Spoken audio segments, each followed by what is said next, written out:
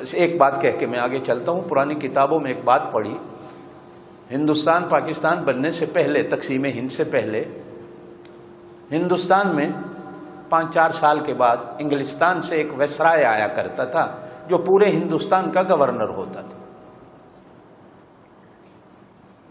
پاکستان میں بھی جب پہلے 1 یونٹ تھا، صوبے نہیں تھے، تو ایک ہی گورنر ہوتا تھا جو پورے پاکستان کا تھا. بابا قوم محمد علی جناح نے نہ وزیر اعظم کہلایا نہ صدر کہلایا، وہ گورنر جنرل کہلاتے تھے. یہ صدر وزیر اعظم کی رسمیں بعد میں پڑی ہیں پاکستان میں.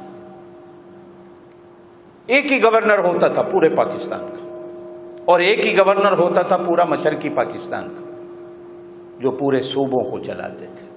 صوبے نام کی چیزیں نہیں ہوتی تھی. پھر ہم قومیں بن گئے. پہلے ہم ایک قوم تھے، جہاں مذہب کے تفرقے آئے، پھر ہمارے ملک میں قوموں کے فرقے آئے. مذہب کا فرقہ ہو وہ بھی نقصان دہ ہے، قوم کا فرقہ ہو وہ بھی نقصان دہ ہے، زبان کا فرقہ ہو وہ بھی نقصان دہ ہے، خاندان کا فرقہ ہو وہ بھی نقصان دہ ہے. اور آپ صلی اللہ علیہ وسلم نے ان 4-5 پر لعنت کی. فرمایا وہ میری امت سے خارج ہے جو قوموں کے فرقوں کو ہوا دیتا، زبانوں کے فرقوں کو ہوا دیتا، مذہب کے فرقوں کو ہوا دیتا. میں پنجابی، میں پٹھان، میں مہاجر، میں سندھی، میں فلانا، پھر ہم قومیں بن گئے.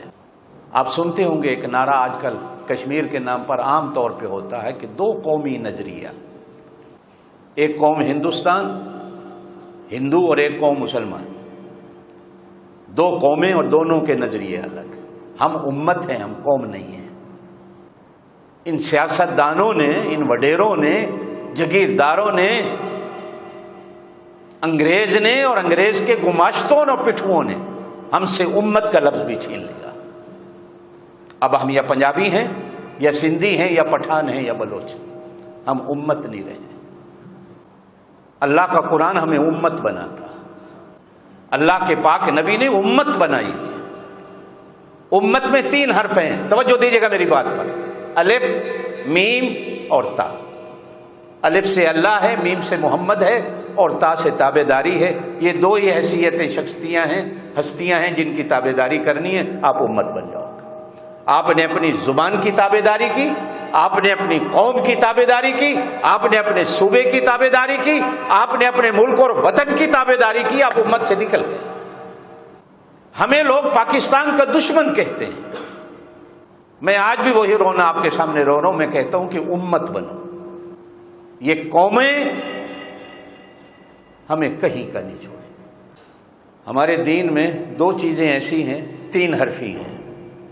ایک موت، اس میں بھی 3 حرف ہیں، میم واو تا، موت. میرا خیال ہے دنیا کا جاہل سے جاہل بندہ بھی اس کا انکار نہیں کر سکتا. ہر چیز جھوٹ ہو سکتی ہے، موت جھوٹ نہیں ہو سکتی. اور ایک امت. بس ہاتھ باندھ کے کہا کرتا ہوں، آپ قومیں نہ بنو، آپ امت بنو.